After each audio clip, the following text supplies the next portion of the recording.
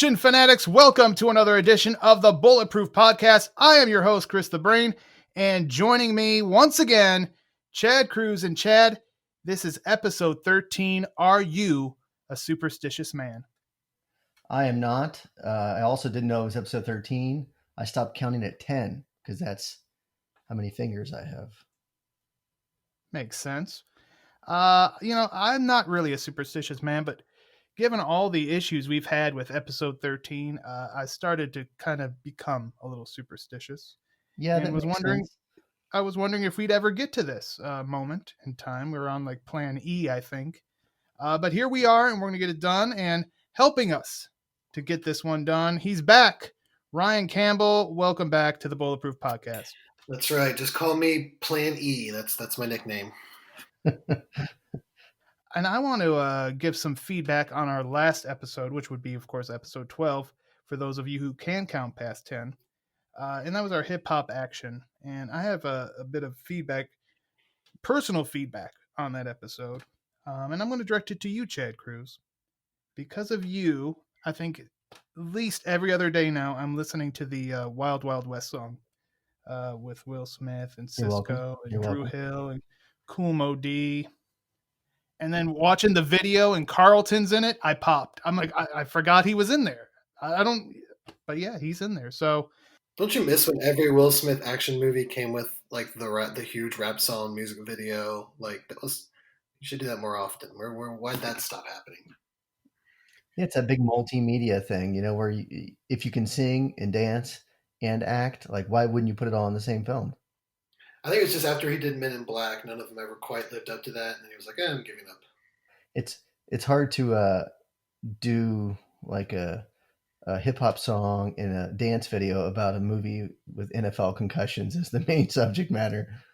It's like, oh, CTE, what up? Or After Earth, yeah. Why didn't that? Yeah. Why didn't that have an awful rap music video with it? But yeah, that's my feedback for hip hop action, and of course, that one is available in the archives along with all of our past episodes. And we encourage you to check those out if you have not already, or just check them out again. We don't mind. You could listen to these things 14 times a day if you want. Yeah, why not? Please do. Just play them and then put the headphones down. Yeah, you're not going anywhere anyways, right? All right, guys. Well, let's get into this episode subject, which is the Sylvester Stallone classic, 1982's First Blood. And Chad, I know you did some research on this one for the site. And why don't you tell us a little bit about, some of the problems this one had, even becoming a movie. It was a book 10 years prior, and it was kind of stuck in development. Yeah, talk about, if you're superstitious, if anyone has an opportunity or a right to be superstitious, it should be David Morrell, who wrote the novel in 1972, I believe, which you look at the years that the film finally came out in 1982. So it was a decade later. And from the moment he wrote the novel, it was immediately sold as a script.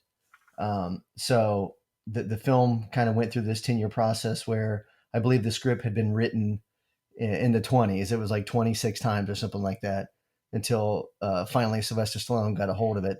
And there were so many actors that were offered the lead role. There were so many directors that were offered to direct the film, and every single one of them backed out for various reasons. And then I think it was kind of a blessing, I guess, that Stallone got the offer and he accepted so fast because once they went into production, he almost instantly regretted it. So yeah, he finally gets to it. They finally are going to make this movie about John Rambo, and the movie opens up. Rambo goes to Hope, Oregon, I believe, isn't it, or is it Washington? Well, he mentions he's going to Portland. He's heading to Portland, which is Oregon. So I don't know. It's Pacific Northwest. Let's just absolutely. It is in the Pacific Northwest. He's looking up an old army buddy, and he unfortunately finds out that his friend had passed away due to Agent Orange and the cancer that it caused. So now he's kind of stuck here in this town. He wants to get something to eat, and he runs into the town sheriff, Sheriff Teasel, who is played by the one and only Brian Dennehy, who we just recently lost. maybe take a few moments to talk about some of our favorite Brian Dennehy films other than First Blood. I know you have one, Chad, that you absolutely love. Yeah, absolutely. My favorite Brian Dennehy movie, and I mentioned it on social media, was it's a film from the early '90s called Gladiator, which doesn't star Russell Crowe. It stars Cuba Gooding Jr. and James Marshall, along with Brian Dennehy. And I've always claimed it's one of the best boxing movies that most people have never heard of. So if you love early '90s action and some hip hop music in the background, it's got a great soundtrack. It's got young guys like Cuba Gooding and James Marshall, kind of in the films that should have made them massive stars. Cuba's would take a little longer, I think, but James Marshall's never really happened. And then it's got Brian Dennehy in a role that is villainous, and it works so well. And don't forget Robert Loggia's in that one, and He the Home he Alone makes dad. everything better. Home Alone Dad, and I wrote an article that I bring up a lot. It's a film that references Gladiator as a sequel to the first two Home Alone movies. You should check it out. That's on, of course, bulletproofaction.com. Unofficial sequels, yes. Yeah, and I want to just go on record and say that is, in my opinion, the superior Gladiator movie. Just saying. Bold stance. The movies I always remember Brian Dennehy from are the two FX films he did with Brian Brown, which, fun movies. Definitely unique movies in the action genre. Yeah, that's how I was going to describe them, as unique. And I don't know, Brian Dennehy never felt like, maybe it's because I didn't see enough Brian Dennehy movies when I was younger, but he never felt like a leading man to me. So anytime I saw him in like a leading role, it always felt a little odd to me. Yeah, more of a character actor for sure. Ryan Campbell, any Brian Dennehy favorites, or was he before your time?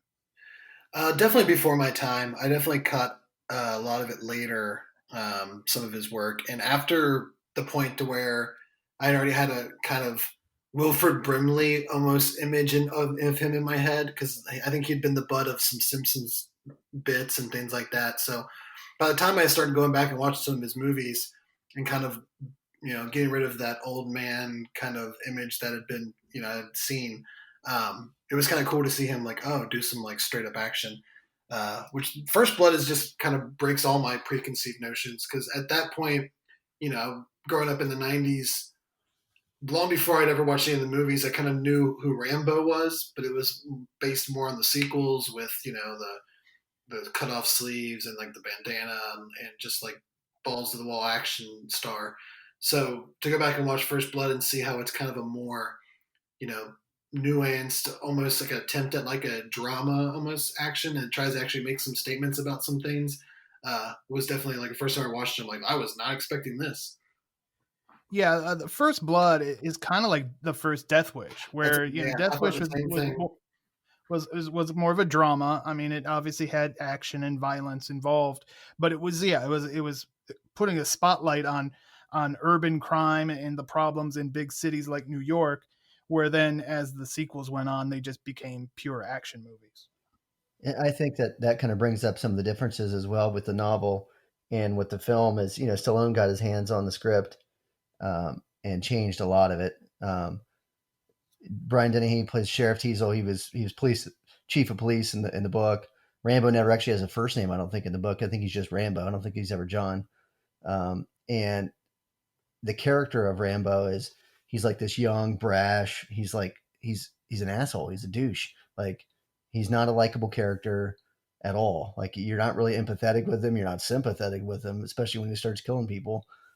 So I think that Stallone had a huge, when he got a hold of it, it shifted from this story about a young kind of poisonous character who comes into town going up against this more of an old school sheriff or an old school chief of police, to what we see in the film, which is a character that we can kind of get behind and root for, while also saying, okay, this guy also needs help.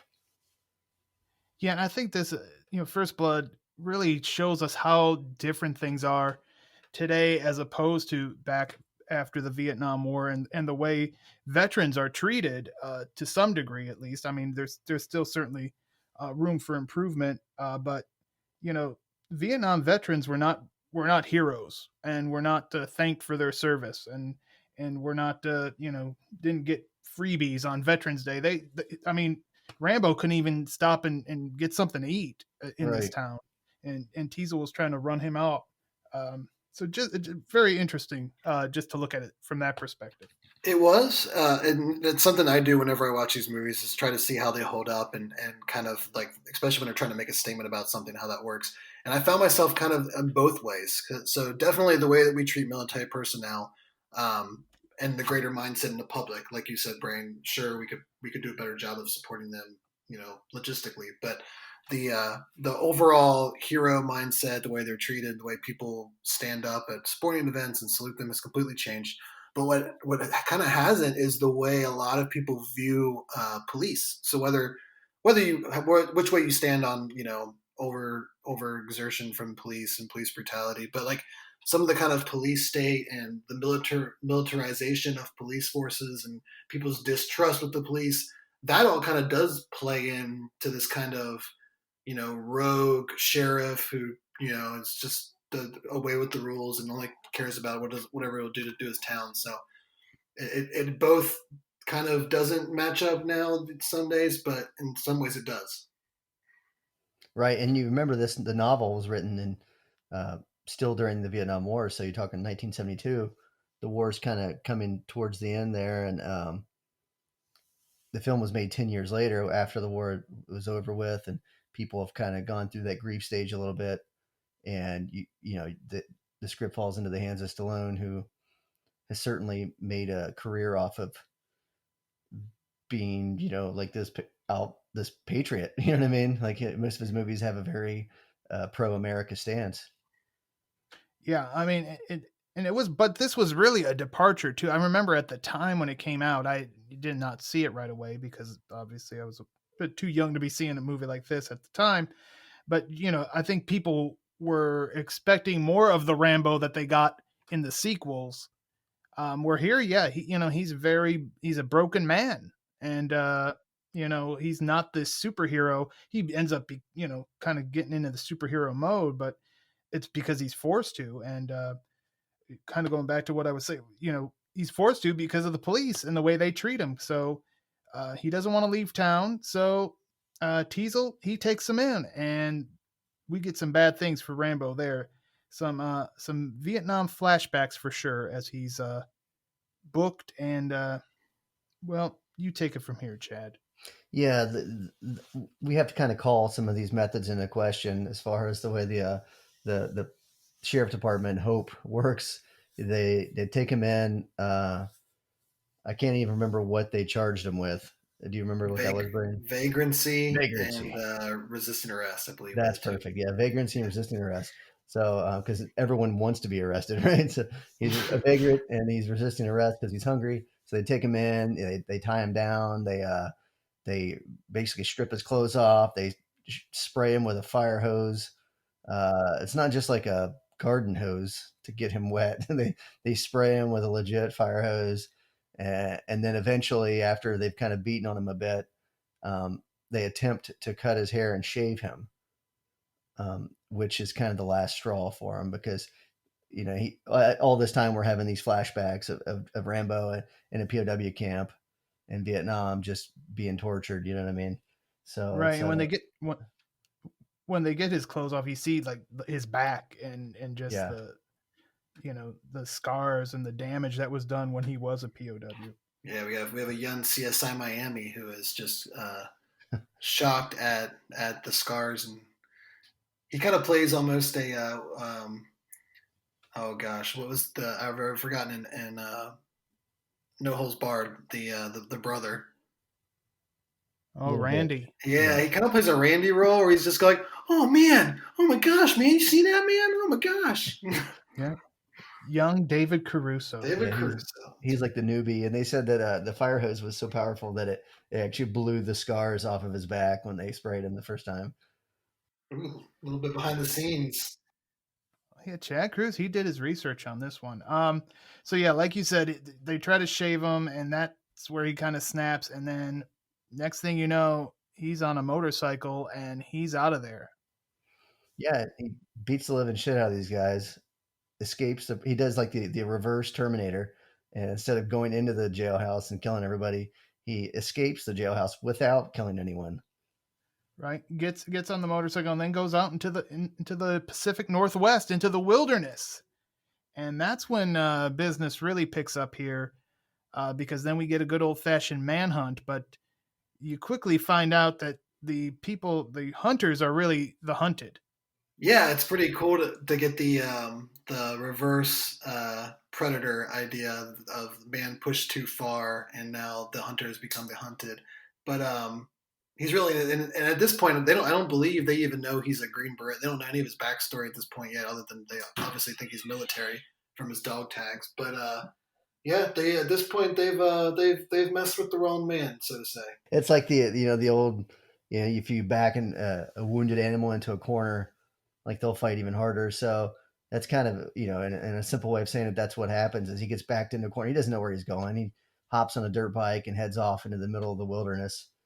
He's not prepared to fight. He's not planning to fight, but he kind of falls back on like years of training, years of, being in the shit and like surviving. So you kind of see John Rambo foundationally like, all right, this is what he is now when the power's out, lights are out, and nothing else works. Like this guy's just a cold-blooded killer. Yeah, and they bring out the dogs. They got a helicopter. I mean, they're pulling out all the stops. They even bring in the National Guard at one point, and those guys are getting a little bit more than they bargained for when they face off with Rambo. Sadly, none of which is actually owned by the sheriff's department. It's just Brian Dennehy calling in every villager that has a dog or the dude that has a helicopter. And I think I hear this guy's got a rocket launcher. I don't know. He's calling all kinds of favors. And everyone was so excited to come out there until they finally had to, get face to face with Rambo.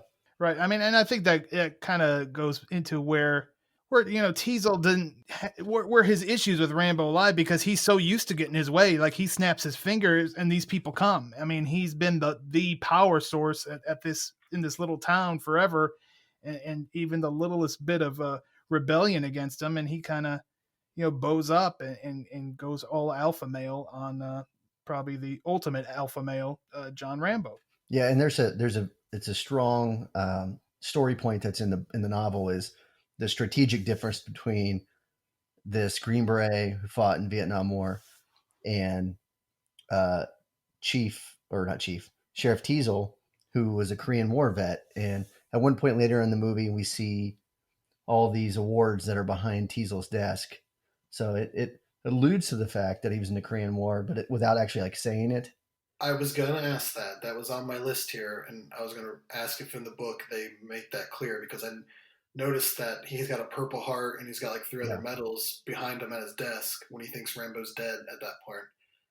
And he even tells the colonel, not everybody or that came back from war ended up that messed up. So I was wondering if he also was a veteran, and they never really dived super into it, but I picked up on that subtle clue, and I was wondering if that was in the book. So thank you, Chad. And it's very like they harp on it a lot in the book. It's and actually a lot of the chapters in the book they bounce from chapter 6 might be from the perspective of Rambo. Chapter 7 is from Teasel. So you really get into the character a lot more. And he the Korean War is the forgotten war, and these guys came back and they just kind of melted right back into normal life. But Vietnam, the fighting against Viet Cong and like guerrilla warfare. And now you've got Rambo doing the same thing. He's like digging tunnels and like booby traps and shit like that.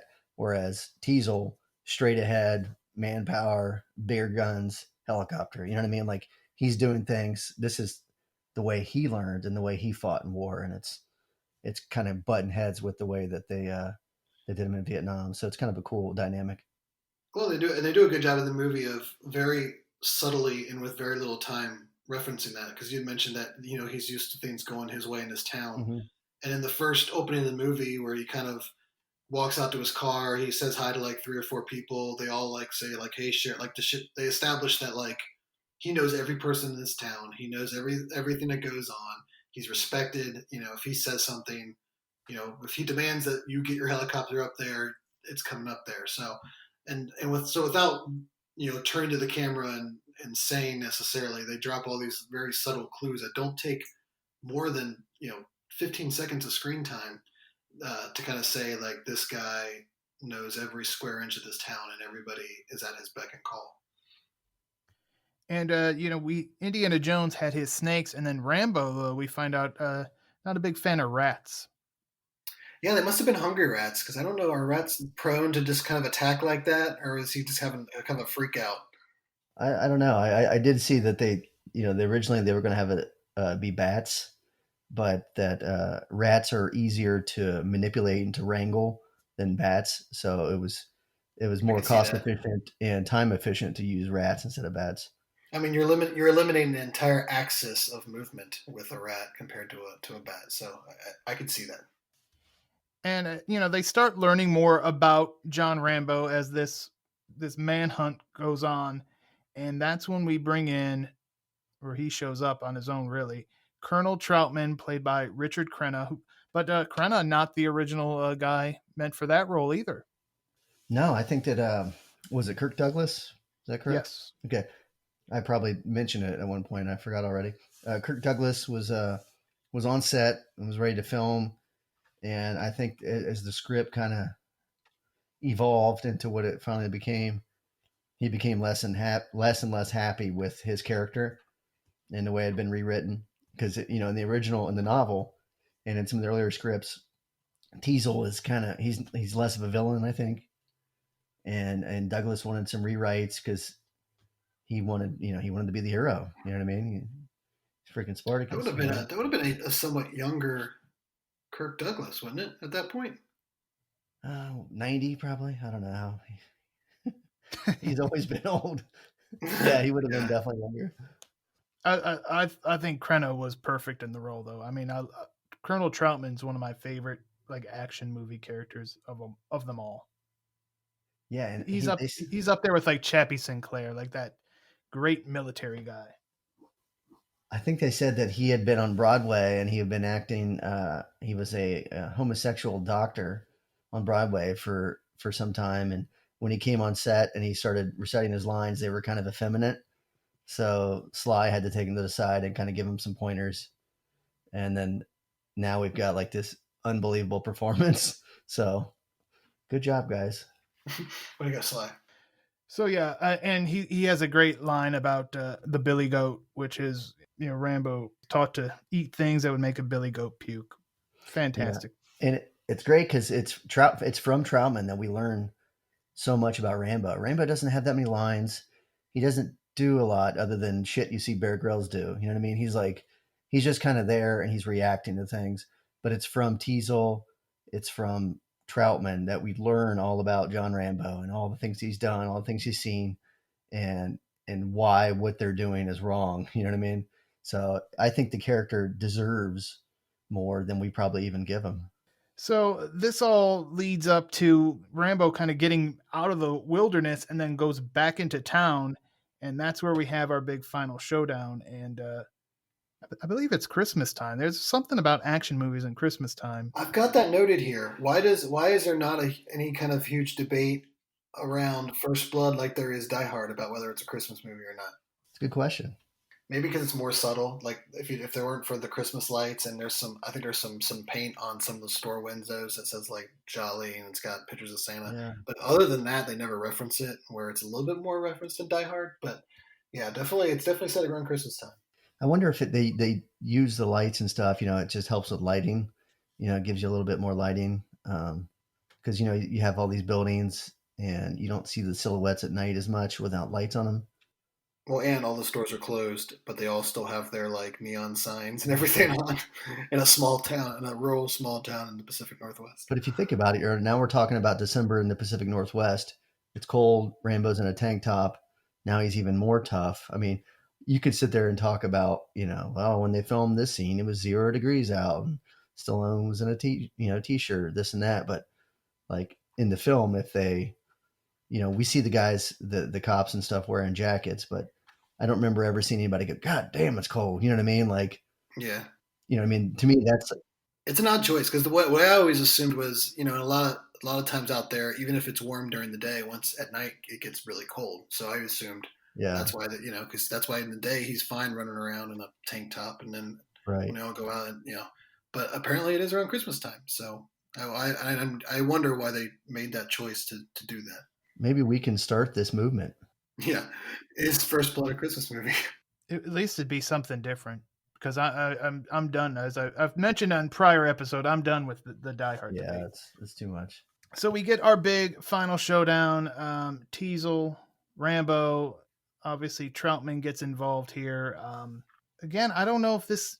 I mean, did this end the way you thought it was going to end when you first saw it? I think for me, at that point, I really didn't know how it was going to end, because at a certain point, when he's just kind of dealing with the sheriff and his little band of ragtag men, you can kind of see where he can get away, and they all kind of put their tail between their legs and don't ever want to talk about it because of their pride, and he gets away. But then it takes off, and the military gets involved, and the National Guard, and you're like, all right, they're not just going to let him walk away. So like, how is this thing going to end? So I do remember in that, first time I saw it, and probably when I saw it after not seeing it for a long time, thinking like, how in the world, like, how is this going to end? How is he going to get out of this? This doesn't make any sense. Yeah, I think there's like an alternate universe where you could see. So the National Guard's involved. The guy comes out with the rocket launcher, and he freaking they think they kill Rambo because they knock in that little mine or that cave or whatever he was in.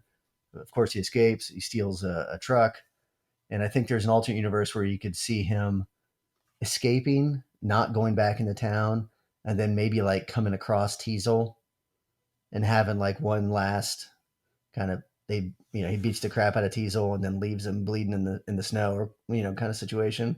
Or even just like lock eyes and Teasel kind of knowing his own pride, and everybody thinking that he's dead is better off than starting all this over again. True.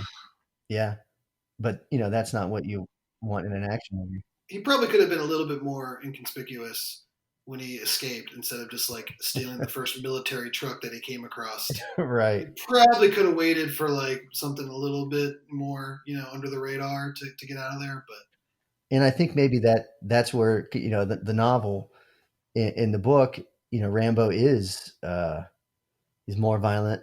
He kills a lot of guys in the book. He's vengeful, like he wants to kill Teasel, and Teasel wants to kill him. I mean, I think that's probably a part of the book that didn't translate as well, because you kind of have to have that final showdown, right? You gotta have your action movie needs to have the two main characters who've been butting heads this whole time kind of have their final blow. But I think it ends the only way that it could end, where the fans are happy. So it is funny watching it now from like a video game perspective of anyone who plays like battle royale games or Call of Duty. When he's waiting there and he's trying to see if Dennehy is on the roof, and he like is just waiting, and he sees that little head pop up, and he goes back down. You're like, I got him. Like I can sympathize with that from playing video games. I think there's someone over there. Is there someone over there? I'm just gonna sit here and wait, and then you see that little head pop up. You're like, all right, we got it. Really, the big thing here for me is how the Stallone captured lightning in a bottle twice in his career. So, First Blood, John Rambo became just as big, one could argue, as Rocky Balboa. For sure. I would say maybe the only person that's pulled that off in a similar fashion is Harrison Ford as Indiana Jones and Han Solo, where like you don't really see the two blend. You don't see a ton of, like, you watch Indiana Jones, you don't think, oh, that's just Han Solo. They actually are two completely different people that this actor's been able to like differentiate them from one another. Unlike some actors, when you try to watch Tom Cruise, if you watch him in any of his movies, even as good as they are, it's hard to not see where they all kind of bleed over, and that he doesn't have. It's almost like that's. I couldn't even tell you who some of the characters' names are in his movies because I'm watching Tom Cruise. But Stallone definitely pulls that off well. Yeah, I would argue that Rambo is kind of more important to the genre than Rocky, because Rocky, it's not like you saw a bunch of boxing movies come out after that. You know what I mean? Whereas after Rambo, after First Blood, you saw a bunch of Rambo knockoffs come out. So Yeah. And plus, I mean, John Rambo, President Reagan referenced John Rambo. I mean, how many times has that happened in the world? yeah. But yeah, you talked about the knockoffs, and one of my favorites is an Indonesian film called The Intruder, where the main character's name is Rambo. Nice. That was before the days of the internet when they really thought that anybody would ever find these things and that the world was that connected. And obviously the biggest of the knockoffs would be the Missing in Action series, because Menachem Golan was not going to let the Vietnam money not come into the cannon pocket, so he made his Right. own Rambo with Chuck Norris, and those were great films in their own right. Yeah, he was very, very. There was no shame in his essentially walking into the office and saying like, "We're going to make a Rambo movie." Yeah, this did well. Let's make some of those. And I my favorite. I don't know if it's not really a Rambo imitator or a knockoff so much, but it kind of goes into that same world. Is Uncommon Valor. So that's got not just one. It's not just Rambo 2. It's like Rambo and all his buddies go back to rescue POWs from Vietnam. So it's a little different.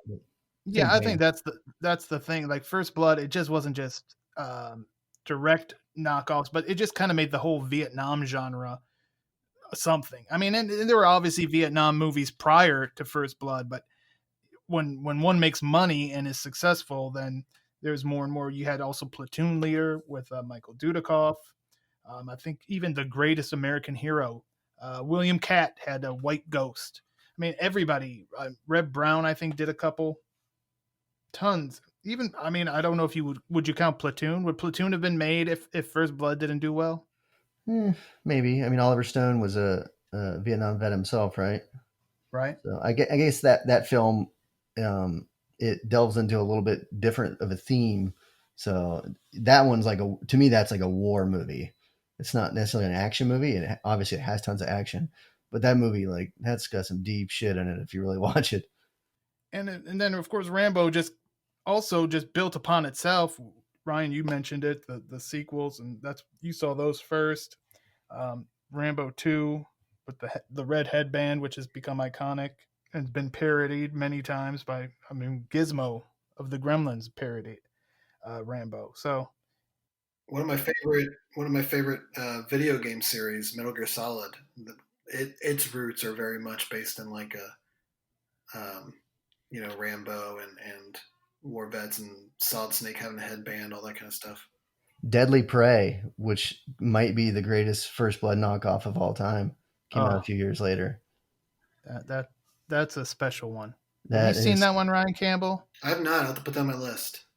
Put that on, yeah, absolutely. It is fantastic. And here's something fantastic. This R-rated franchise spun off a Rambo cartoon and Rambo toys. I love the 80s so much. They're great. You could get a toy line for anything back then.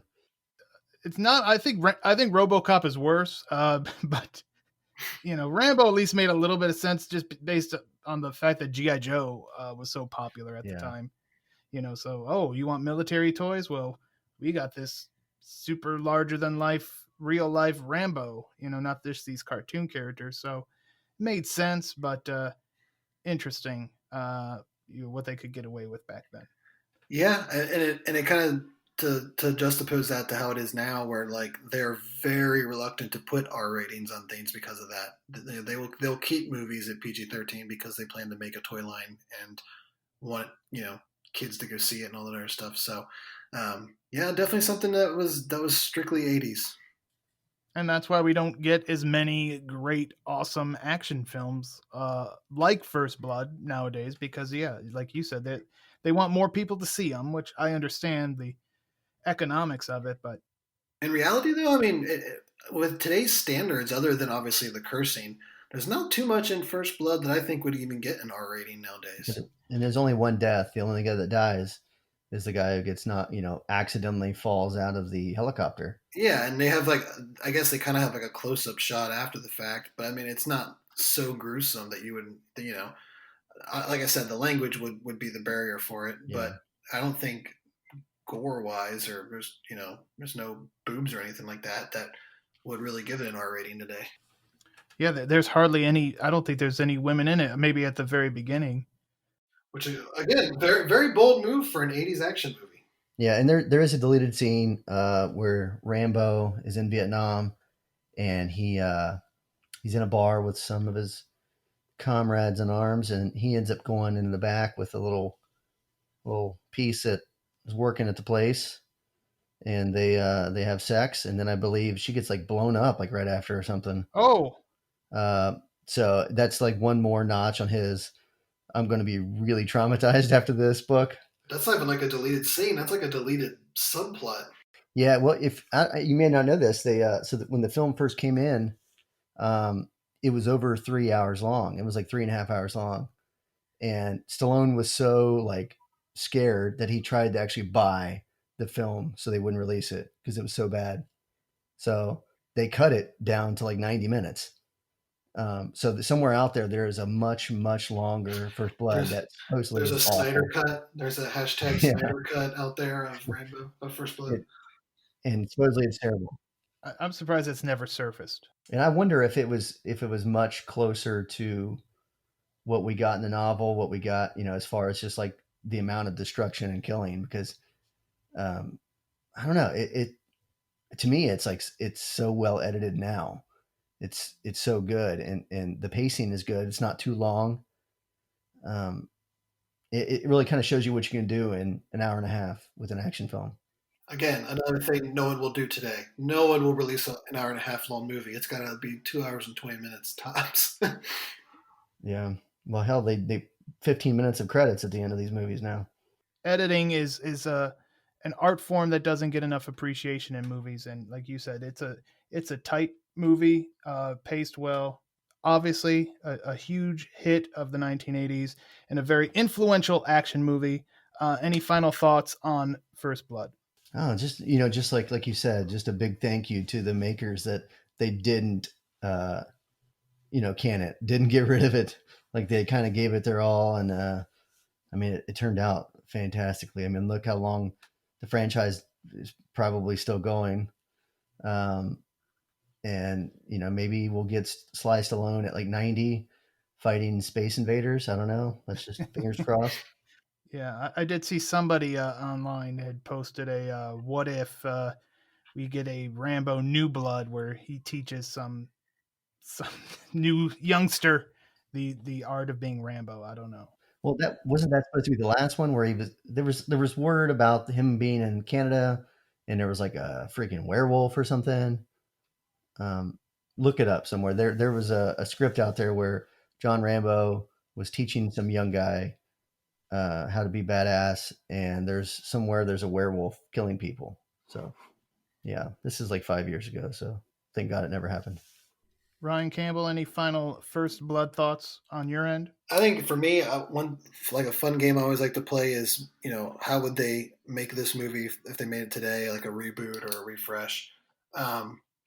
And it's interesting because, like we were talking earlier, I could definitely see them doing something with like the heightened police state. And I mean, I live here in small Cleves, Ohio here, and we have like a SWAT tank for some reason that they only really use in parades and at like events. Like, why does that thing exist?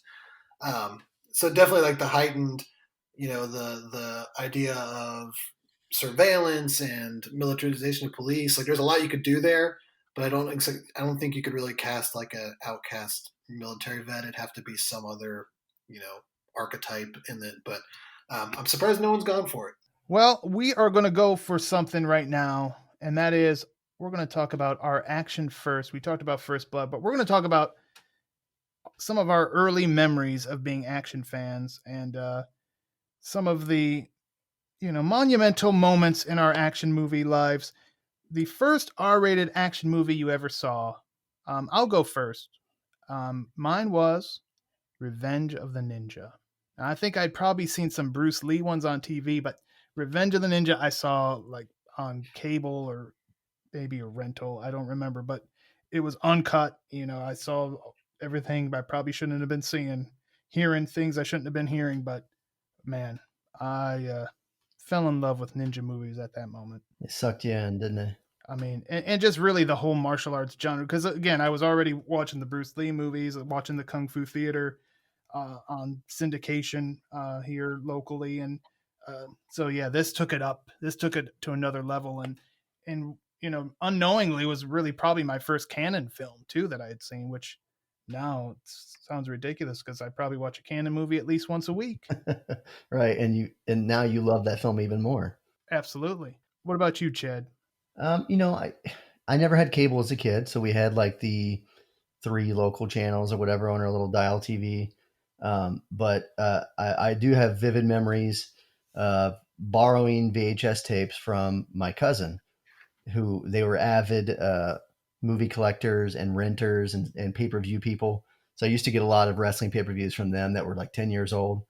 But I remember the first film that I remember getting from them that is clearly beyond what age I was, that I should have been watching, was Commando with Arnold Schwarzenegger. So that it was probably later 80s that this happened. You're talking about 88, 89. But, I was still probably like 5 or 6. Ryan Campbell? For me, one of the first ones that I remember we actually had the VHS was Speed, which is kind of weird, but some of mine are going to be a little different. But yeah, we had this VHS copy of Speed, and I remember watching it, and that being kind of one of the first like rated R movies that I'd seen. To the point to where I don't know exactly what age I was, but to the point to where I would go around the house and saying "whoosh it," but I thought I was saying like "whoosh" and then "it," like that's what I thought he was saying, not "whoa shit," like when he's saying that when he's driving the dude's BMW. So I guess I was young enough to not know exactly what that meant and just run around the house going "woo shit, woo shit." But that's probably one of my earliest, like we didn't have a ton of like rated R movies in the house growing up, but we had a VHS copy of that. Good way to start off. I think we all had great starts. That's pretty good. Yeah, you can't beat that. What about the first R-rated movie you saw in the theater? I think I know your answer, Chad, but I'll let you see. See if I'm right. Yeah, the first one that I can remember seeing that's rated R is Navy SEALs. And is that what you were thinking? Yes. That's it. So yeah, I'm correct. I win the prize. So I had a next door neighbor who was, let's see, I was probably 7 maybe, and he was in high school, so he was probably 16, 17 years old. And he was like that real cool guy that you always wanted to hang out with. I'm that young, and I'm like looking up to my neighbor who's super cool. And he took my brother and I to the movie theater to see Navy SEALs. And I think it's 1990 is what it came out, maybe 91. And it was standing room only. And I just remember standing in the back of that place and just being in awe because that movie is still badass. For me, I can tell you which was the first R-rated movie I attempted to see at the theater, which would have been Predator. Oh. Me and my friend went up to the theater at the mall, and they would not let us in because we were too young. So we saw Spaceballs instead. But then also good. Yes. But later that summer, so I want to say that I saw this one before I actually ended up seeing Predator, and what a ridiculous film this was to see. RoboCop, and it was the kid across the street. It was his birthday, and I think it was right about the same time RoboCop had just come out, and his mom just took me and him and I think a couple of his cousins, and that's what he wanted to do for his birthday, and I tagged along. So yeah, I saw RoboCop, and then I think a few weeks after that, I convinced my dad to take me to see Predator, and I think we took the kid across the street with me, so kind of paid him back for his RoboCop with my Predator. So yeah, RoboCop, and when I watch that now, I'm like, oh my, what in the world? People are getting their hands blown off. I mean, bitches leave. I mean, he shoots the guy in the knees. I mean, I was just looking at him like, wow, what in the world? Between that and when I listened to the lyrics of the Prince songs that I was listening to back then, I'm like, what was going on with me? It all formed you into the brain that you are today. Right. I guess so. How did this happen? Ryan Campbell. All right. The year is 1998, and we went to see, with my parents, Lethal Weapon 4. So my dad was, I guess, was a pretty big Mel Gibson fan. I don't even remember if he liked the previous ones. For whatever reason, they wanted to go see it. I don't know. I guess I was still young enough to not just leave at home, but I didn't even terribly want to go see it. But I don't know if we were at the theater and we were like, let's go see this. But that was the first R-rated movie I ever saw in a theater. I don't know that I've ever seen all of Lethal Weapon 4. What do you think of that? It's the one with Chris Rock And Jet Li. and Jet Li. Yeah. It's a good film. Like I think it holds up, and it does justice to the series. It has a very good car chase fight scene in the Yeah. mobile home, like with all the plastic and stuff on it. That's a pretty good. And I was a Jet Li fan before Lethal Weapon 4. Look at me. But I remember. Hipster. Yeah, I know. I remember renting the Once Upon a Time in China films that he was in, and just like, oh my god, this guy's amazing. And this was before, like it's like you've been in a bunch of bad relationships, and now you're just like, well, I can't. This is going to end poorly, when it like on date one. So I didn't realize that him coming to America was going to be like the end of his awesome movie career. So I was like excited when he was doing Lethal Weapon 4 and whatever he did after that I didn't like. But yeah, Cradle to the grave. just shivered a bit. What's the time one? The one. The one, yeah.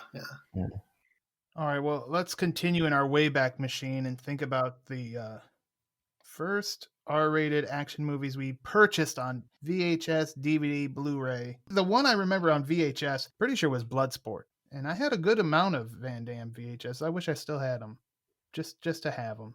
Yeah, what would you do with them? They just sit in a box somewhere? They would just sit on a shelf, yeah. They'd just be display items, but yeah. The only Van Damme one I have two from that time was my No Retreat, No Surrender, and I think Black Eagle. And those were just such oddball, like pre-Bloodsport ones that I was like, oh no, these are too rare. I can't get rid of these. DVD wise, I'm pretty sure The Crow was my first. Oh, that was a good one. I didn't own it, but like my friend that was my like, I stay at your house, you stay at my house 4 nights a week. He had it, so I just always watched it with him. But that was a very formative movie in my coming of age rated R time. And then Blu-ray, obviously, this one is another Van Damme. Was pretty sure it was Kickboxer. I think I found it like in the $5 bin at Walmart, and I was like, wow, this movie's $5. Mm-hmm. I would have paid $15-$20 for that movie. Those are my memories. So 2 Van Dammes and a Brandon Lee. Chad Cruz, what do you got for us? Like I said earlier, I didn't have cable or anything, so we were avid video renters. And I remember going to the local store and renting VHS tapes. I don't remember buying many, but we had like the dual VCR setup, so we would record. We'd record the shit out of movies, and I had a massive collection of VHS, and every one of them had 3 movies on them. You just get like the 6-hour tape and record movie after movie on them. So I had thousands of movies on VHS, but there weren't many that were actually purchased. Sorry. DVD wise, I remember getting Predator pretty early. I can't say if it was my first one, but I remember getting it on DVD pretty early. And Blu-ray, I was late to the game on this one as well. You want to make sure that it's going to last a long time if I'm going to start investing in it. But I do remember one of my, if not my first one, it was one of my first one was Starship Troopers. Nice. Ryan Campbell, any memories of purchases of the past? So not really with VHS. By the time I had my own money to start buying stuff, I was on the DVD train at that point, so I never really got a lot of VHSs that were rated R. But I do like part of my most fondest memory was I bought The Matrix on DVD. I had never seen it in theaters. I don't know why I bought it on. I don't know if I just believed the hype at that point or just really heard how great it was. But we actually didn't have a DVD. Yeah, thank you. We didn't have a DVD player in our house at the time, but our computer, our PC, had a DVD drive. So like the only way for me to watch it when I got it for the first time was sitting there in our like kitchenette in front of our E-machines, CRTV, like monitor, and just sitting there like in a chair there in the middle of the kitchen watching The Matrix on DVD. So that was one of my probably like the first like rated R DVD I bought. Blu-ray wise, I honestly don't even. I'm not even sure. I know I had Starship Troopers, and that was one of my favorite movies. Like, so that's probably up there too, because I've always loved that movie. But when I think of like with my own money getting a rated R movie, like that whole Matrix thing, and sitting there in our kitchen at watching it on a CR, awful monitor, probably one of the fondest memories I have. All right, well, that was a fun trip down memory lane. You guys could tweet us or Facebook us what your first movies were, if you feel like doing so. And you can check us out on Facebook and Instagram at Bulletproof Action, and on Twitter at Bulletproof Pod.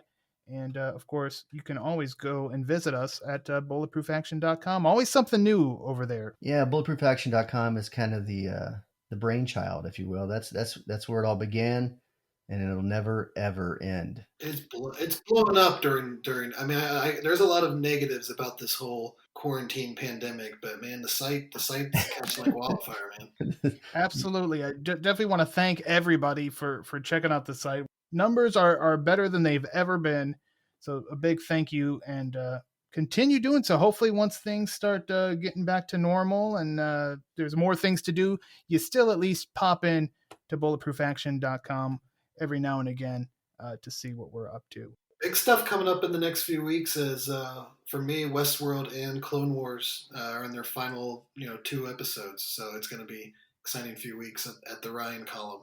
And then Snowpiercer coming up for you as well. Yeah, and I'm thinking about, you'd kind of mentioned earlier, Chad, about secret sequels, diving into the Snowpiercer as a Willy Wonka sequel theory. Oh, okay. I'm going to go, as soon as we're done here, I'm going to look that up, and I can't wait. It's a rabbit hole that's worth diving down, trust me. Okay, I'm in. I'm already in. All right, guys. Well, thank you very much, as always, Ryan Campbell, Chad Cruz. I think we've hit the limit. I think we're about out of time. So for Ryan and Chad, I am Chris the Brain. Thank you for listening, and be sure to stay tuned for more of the Bulletproof Podcast.